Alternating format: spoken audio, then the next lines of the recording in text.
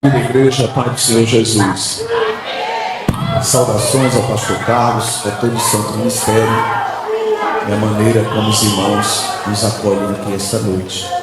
Vamos ao capítulo 1 de Atos, é o tema que os irmãos têm trabalhado, e esse é um versículo tão familiar a nós pentecostais, não só Atos 1 e 8, mas todo o livro de Atos, Atos dos Apóstolos, que registra os primeiros passos da igreja e também a maneira dinâmica com a qual o Espírito Santo operava ali.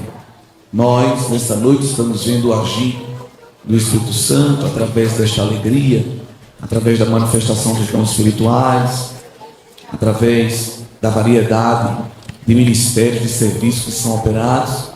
E se tornou para a igreja uma realidade, foi conquistada por Jesus na cruz.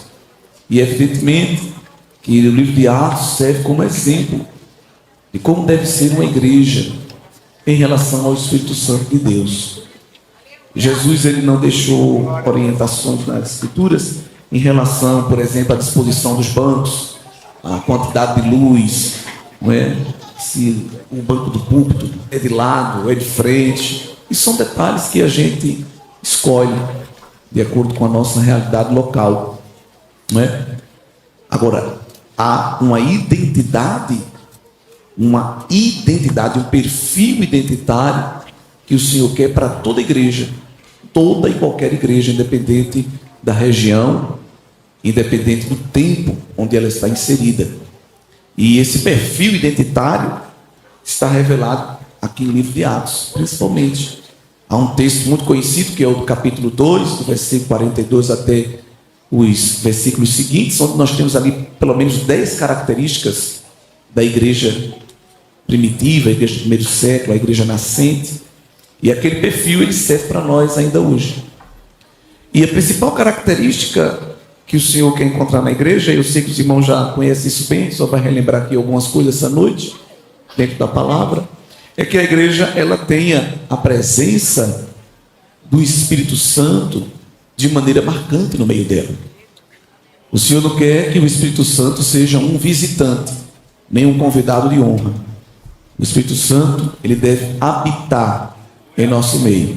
Agora, não habitar como hóspede, não habitar como residente, mas habitar como presidente. Porque ele não quer apenas residir, ele quer presidir as nossas vidas, não é isso?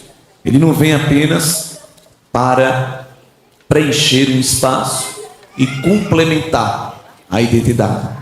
Ele vem para dar a identidade. O Espírito Santo em Atos ordena, coordena, comanda, preside, rege, guia, orienta a igreja. Se a igreja trocar a voz do Espírito pela voz de qualquer outra pessoa, ela vai à falência, ela vai à ruína. Mas se ela se submeter à direção, à coordenação do Espírito Santo, ela prospera, ela vence e cresce para a glória do nome do Senhor Jesus. E aqui no capítulo 1 nós vamos observar que Deus está, através do Senhor Jesus, dando uma orientação para a igreja. Interessante que Jesus estava concluindo seu ministério terreno depois daqueles 40 dias após a ressurreição, já ia ser ascenso aos céus, estava, digamos assim, no salão de embarque, pronto para subir, e falando de coisas espirituais, mas os discípulos ainda presos às coisas terrenas. Observe como os homens que trabalharam mais ao lado de Jesus demoraram a se tornar espirituais. Às vezes a gente pega um adolescente desse, pega um irmão, desce o cajado nas coxas, dizendo: você não é espiritual, você tem que ser mais crente. Mas se a gente ler os evangelhos e observar até os discípulos, os que estavam mais próximos de Jesus, eles demoraram a se tornar homens espirituais. Eles estavam vendo milagres, estavam vendo o operar de Deus, o agir de Deus, mas as expectativas deles estavam muito presas ainda ao aqui e ao agora. E Lucas registra isso no capítulo 1, porque no versículo 6, reunidos com o Senhor Jesus, depois de ver Jesus fazer milagres, vivenciar o ministério terreno, pregando a palavra, morrer, ressuscitar, continuar tratando ao longo de 40 dias com centenas de vidas, eles ainda estão perguntando a Jesus qual vai ser o dia da revolução. Isso está no versículo número 6. Senhor, muito bom, milagre, cruzada evangelística. A gente foi para muito congresso contigo, viu o Senhor pregar, viu o Senhor operar. Maravilha. Mas quando é que o Senhor vai honrar as nossas expectativas sindicais? Quando é que o Senhor vai restaurar o reino a Israel? Jesus estava falando de coisas do céu e eles estavam falando de coisas políticas. Veja que coisa. Parece que a história se repete, né? Jesus querendo levar a gente para cima e a gente querendo trazer Jesus só para aqui para baixo. Jesus querendo tornar a gente espiritual e a gente querendo se manter carnal. Jesus querendo inserir em nós senso de eternidade e a gente custando, querendo ser temporais. E Jesus, quando tinha que bater, irmão, ele batia forte. Quando Jesus tinha que jogar um bate de água fria, ele jogava. Quando era para acender o fogo, ele acendia. Mas também quando era para espancar o ego, ele espancava. Melhor do que ninguém. Não esse Jesus fofinho, de ursinhos carinhosos, que essa teologia pós-moderna pinta aí nos Instagram. O Jesus da Bíblia. O Jesus verdadeiro. Quando ele tinha que macerar o ego de uma pessoa, ele macerava. Ele disse assim: Jesus, qual é o dia na agenda da inauguração do reino aqui na terra? Quando é que o Senhor vai quebrar tudo, tirar o poder de Roma e colocar de novo na mão da gente? Jesus disse: a agenda do Pai não interessa para vocês. Palavra dura, né? Palavra dura. Jesus disse: não vos compete saber tempos e estações. Agora, já que vocês estão querendo que eu gere em vocês uma expectativa, eu vou gerar uma expectativa em vocês. Mas não é uma expectativa do que está aqui dentro, nem do que está lá fora. Porque o que a igreja precisa não está dentro, nem está lá fora. O que a igreja precisa está no alto. Mas recebereis poder ao descer sobre vós a virtude do Espírito Santo. Vocês estão querendo saber quando vai ser o quebra-quebra aqui na terra? Eu vou deixar esse assunto de lado. Agora tem uma coisa para vocês. Eu vou derramar uma descarga de poder que vai ser tão grande, mas tão grande, que vocês não vão conseguir ficar parados. Mas não é parado porque vocês vão ficar pulando, rodopiando e correndo. Talvez essa alegria gere isso também momentaneamente. Mas esse movimento que o meu Espírito vai operar em vocês é um movimento missiológico, evangelístico, da pregação do Evangelho. Porque eu não quero a igreja apenas sapateando e andando em círculo no culto pentecostal. Eu quero a igreja cheia do meu poder, saltando as muralhas, derrubando cabeça de gigante, tirando o veneno da panela, transformando a maldição em bênção, anunciando o ano aceitável ao Senhor, quebrantando as algemas, declarando abertura de cárcere, declarando liberdade para os presos, trocando a veste de tristeza por veste de alegria, tirando a cinza e levando o óleo do meu espírito, anunciando as minhas verdades eternas, quebrando o sistema da Babilônia, rompendo a sedução de Jezabel, anunciando as verdades eternas da minha palavra. E para isso é necessário o poder do meu Espírito Santo. Eu vou derramar poder que vocês estão precisando, somente eu tenho para dar. Poder do meu Espírito Santo. E esse poder vai ser tão grande, e eu estou aqui parafraseando o que Jesus ensina, incutido na sua palavra, que eu vou quebrar um protocolo que eu mesmo criei. Na antiga aliança, o protocolo para conhecer Deus pertencia a uma dinâmica centrípeta, ou seja, Deus convidava as nações para conhecê-lo, mas para que elas conhecessem a Deus, elas deveriam vir dos polos onde estavam para o epicentro, para Sião, para Jerusalém, para o local onde Deus estava. Então, as pessoas vinham de onde estavam para onde o povo de Deus estava. Isso era algo tão forte que no Antigo Testamento Deus, quando ele quebra os próprios protocolos que ele cria, ele comissionou Jonas e abriu uma exceção dentro da antiga aliança e comissionou Jonas para ser missionário. O negócio era tão sério e tão estranho à época que nem Jonas entendeu. A gente pega uma marreta, mete na cabeça de Jonas, chama ele disso, daquilo, de profeta fujão e tudo mais.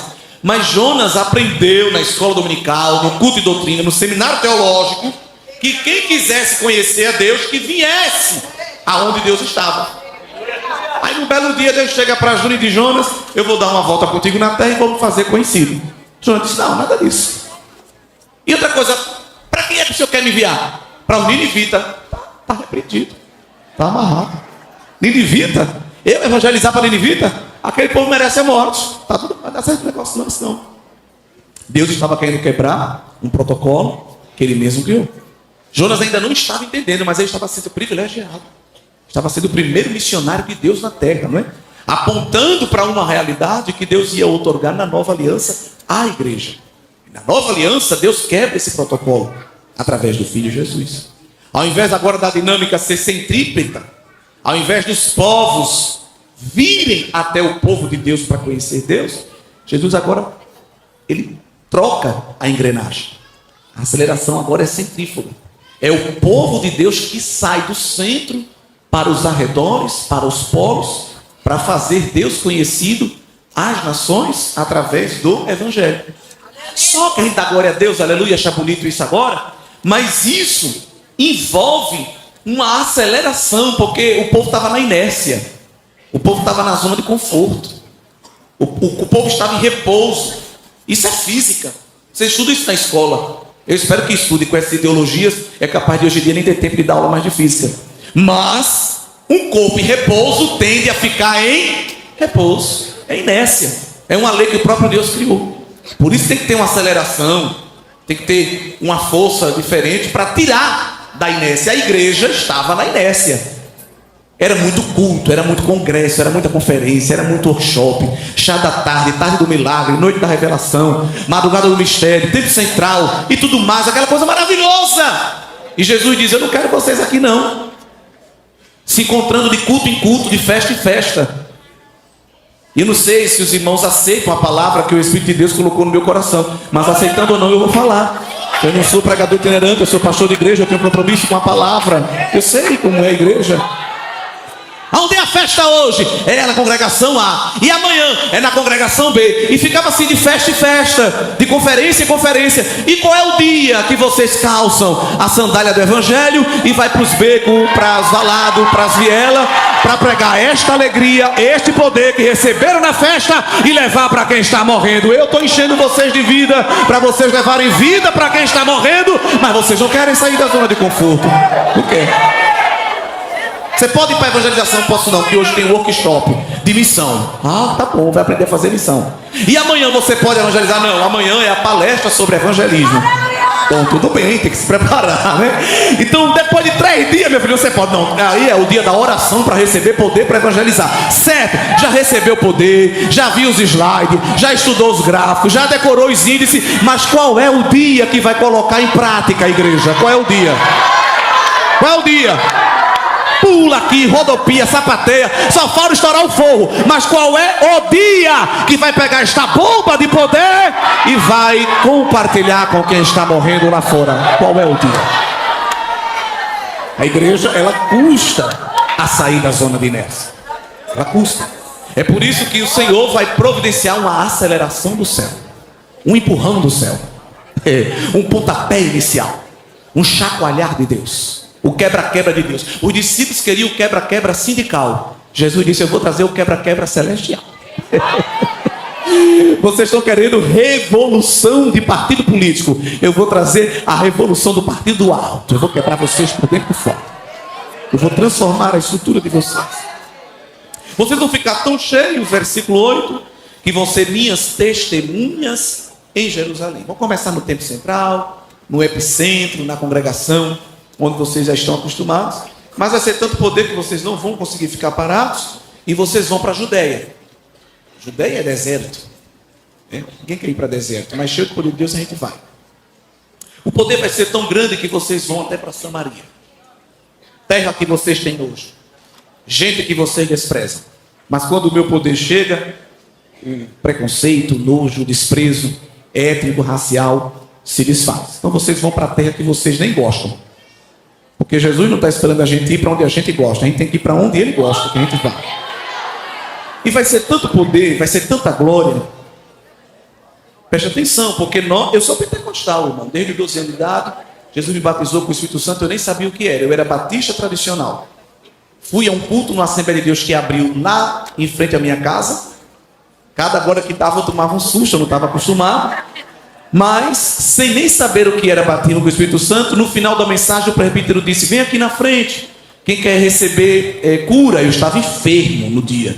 E quando eu cheguei lá na frente, que começaram a cantar o hino, eu senti um choque, uma descarga aqui da cabeça até a ponta do pé e disparei falando em línguas estranhas. Há 20 anos atrás, e nunca mais parei de falar. Eu tive até que sair da batista tradicional, porque eu me tornei um estranho. Aí vim para a Assembleia. Então eu creio no poder de Deus. Eu busco o poder de Deus, assim como os meus irmãos. Mas nós temos que ter cuidado, porque a gente está entrando numa esteira de categorizar, de rotular um poder de Deus estático. Por que estático? Porque ele é preso somente ao culto, é preso somente à trilha sonora. Os irmãos observem, eu estou aqui como arauto de Deus esta noite. Às vezes a gente pula, corre e se anima só enquanto a trilha sonora dura. Quando o hino acaba, o poder evapora. O Espírito Santo desaparece. Parece que ele só sobrevoa, dá um voo rasteiro e volta para o céu. Mas o Espírito Santo não depende de trilha sonora. O Espírito Santo não depende de batuque. Quem depende de batuque é outro espírito, mas o Santo não. Ele trabalha com trilha sonora. Ele trabalha sem trilha sonora. Ele trabalha onde tem orquestra. Ele trabalha onde não tem nenhuma lata com pedra batendo, cantando corinho. Mas aonde há um coração quebrantado e contrito, ele chega para operar poder e maravilha. Louvado seja o nome do Senhor Jesus. O Espírito Santo não é sensacionalista. O Espírito Santo não é espetacularista. E ele também não é cerimonialista ou ritualista. Ele não depende de espetáculo e nem depende de cerimônia. Às vezes nós pintamos um quadro de um Espírito Santo que parece mais um jogador de futebol. Nós oramos para o Senhor batizar com o Espírito Santo como se ele estivesse narrando uma partida. E ele está vindo, está descendo, e vai chegar agora, e vai tomar, e pegou, e pronto. O Espírito Santo não é manipulável. O Espírito Santo chega quando ele quer. Aleluia. O Espírito Santo não obedece a comandos, ele é quem dá os comandos. Eu sei que tem muito pregador e muito cantor que gosta de usar frase de efeito. Na terceira glória, você vai sentir um arrepio na sua alma. Daqui a 10 segundos vai acontecer algo sobrenatural. E o Espírito Santo fica dizendo: não me envolva nisso não. Eu não sou manipulável por frase de efeito. Eu sou atraído por arrependimento, por quebrantamento, por culto de adoração, por espírito derramado. Eu sou atraído por uma igreja santificada que me busca. Ali eu desço, ali eu opero, ali eu permaneço. Esse é o Espírito Santo de Deus. Deus em Cristo sabia que a igreja custaria a sair da zona de inércia. E por isso que ele convoca a igreja para uma grande vigília, emendada com culto de oração, emendada com culto de consagração. O capítulo 1, Jesus dá uma ordem e diz: vocês fiquem ali até que do alto sejam revestidos de poder. Essa ordem também está registrada em Lucas. E é interessante que Jesus sobe. Quando Jesus embarca para o céu, parece que os discípulos ficam hipnotizados. Eles ficam com um sentimento como que de orfandade ou de descontinuidade. E agora o que é que acontece? Foi necessário para quebrar esse marasmo que anjos interrompessem ali o saguão de embarque e dissessem: ei, acorda, varões galileus, por que vocês estão assim olhando para cima, hipnotizados? Não terminou não, não descontinuou não. Isso é só uma etapa do processo. Esse mesmo Jesus que vocês viram subir, vocês vão ver descer, não é o fim não, é só uma vírgula. Bora, se mexe, anda, vai para a vigília. Ele mandou você chegar na vigília, bora, oração, caminha. E foram para a oração. Ficaram ali em atitude de quebrantamento. O versículo de número 14 de Atos 1 é nos dito que todos perseveravam unânimes em oração. Queridos irmãos, perseverar em oração hoje já é difícil. e perseverar em unanimidade, mais ainda. E contar com toda a congregação perseverando em unanimidade, em oração, é algo muito singular. O inimigo das nossas almas sempre encontra um coração fugitivo aqui ou ali. Alguém que se levanta, alguém que sai, alguém que abre o olho, que dá uma piscadela, que cochila, que dorme, que cai. Nossa oração é para que Deus nos ajude a perseverar em oração. Evidentemente que o Espírito é o mesmo, o poder é o mesmo. Quem mudou foi a igreja. A igreja mudou. É por isso que nós temos eventos como esse. Nós temos temas como esse. Para relembrar a igreja que o mesmo poder que desceu há 2 milênios atrás está disponível. A dinâmica é a mesma. A gente mudou um pouco essas questões físicas do templo, mas a essência da igreja continua sendo a mesma, porque ela pertence a um Deus imutável. Ela segue uma palavra eterna. Isso permite que a igreja tenha à sua disposição algo que não tem data de validade, prazo de expiração. O que Deus quer ver na igreja é uma reunião unânime e perseverante em oração. Uma atitude de oração contínua. E aonde há uma atitude de oração contínua, onde há uma igreja orando, ou seja, uma igreja falando com Deus, há um Deus falando com a igreja. Porque eles estavam em oração, em oração, em oração, falando com Deus. No versículo 15, Pedro se levanta, e eu acho tremendo. Porque numa visão humana, o último para ser escalado naquele culto de vigília para dar uma palavra era Pedro, o que negou Jesus. Só que antes de Jesus subir, restaurou o ministério de Pedro. Jesus fez coisas com Pedro tamanhas que os primeiros capítulos de Atos, quem está sempre em evidência é o apóstolo Pedro, mostrando que aonde o Espírito Santo está, há restauração, há reconciliação, há continuidade. Pedro se levanta para dar uma palavra de ânimo naquela vigília, e enquanto aquela vigília acontece, sem frase de efeito, sem voz de comando, sem manipulação, Atos 2, verso 1 diz que todos reunidos no mesmo lugar, de repente veio um som. De repente, não teve sensacionalismo, não teve 7 glória, 15 hino, 15 minutos de joelho, não, já tinha o que o Espírito de Deus estava querendo, já tinha, que era uma igreja perseverando em oração. Quando há uma igreja perseverando em oração, pode descartar manipulação, frase de efeito, modismo, trejeito, chilique pentecostal. Eita, estou arregalando o olho. Com o olho arregalado ou fechado, o Espírito está. Por quê? Porque o que ele quer, ele já encontrou. Coração quebrantado, coração contrito.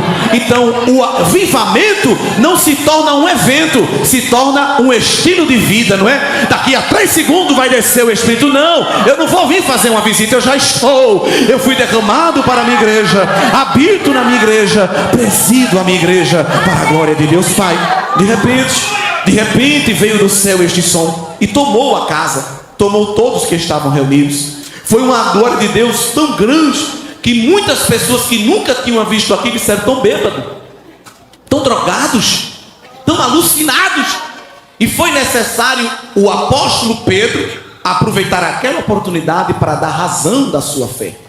O próprio Pedro, o Pedro colérico, sanguíneo, que antes do Espírito Santo podia dizer: drogado é você, bêbado está tu, louco é tu, terra. Mas Pedro agora estava cheio do Espírito. Então quem está cheio do Espírito controla a sua personalidade. Aí esse Pedro agora está dando explicação. Não, eu vou explicar a vocês o que é. Isso aqui não é cachaça não, isso aqui é poder, meu filho. Isso aqui é glória de Deus, aleluia. E é interessante que Pedro prega essa carona naquela oportunidade e se torna o pregador oficial da primeira cruzada evangelística da igreja. O sermão dele está registrado a partir do versículo 14. Pedro faz uma retrospectiva, um passeio nas escrituras desde a antiga até a nova aliança. O versículo 37 diz que os seus ouvintes ficaram com os corações compungidos. A palavra grega para coração compungido é coração perfurado por uma lança cortante. A mensagem doeu nos corações. Com certeza seria um susto para um pregador coach ver a pregação de Pedro. Talvez ele dizer: Pedro, amém nisso. Pedro, são adolescentes, vai assustá-los. Tem que ser uma coisa mais leve, uma jujubinha, para eles só ficar mastigando e arrancar as obturações. Mas como Pedro estava falando já com aquele poder de Atos 1 e 8, então a marreta, irmão, foi pesada. Só que essa marreta não foi destruindo, foi construindo. Porque a mensagem, quando compungiu o coração, fez com que as pessoas perguntassem: o que é que a gente faz? Olha o interesse sendo gerado. Qual é o procedimento para a gente receber isso aí? Isso aí é bom, varão, isso aí é legal. Isso aí é uma coisa que a gente não tem. Olha o evangelho confrontando o homem, mostrando quem ele é. A gente quer receber isso aí. Aí Pedro poderia ter dito: dá 3 glórias, canta setinho da harpa, fica meia hora de joelho, roda 180 graus assim, ou 3.000 RPM, né? Rotação por minuto. Quando você vem esperar, você fica tonto e cai. Não, Pedro deu a receita para quem quer ser cheio do Espírito Santo. Foi a pregação de João Batista e a pregação de Jesus em Mateus 3:4. Arrependei-vos e cada um de vós seja batizado em nome de Jesus Cristo para a remissão dos pecados, e então recebereis o presente do Espírito Santo sobre vós.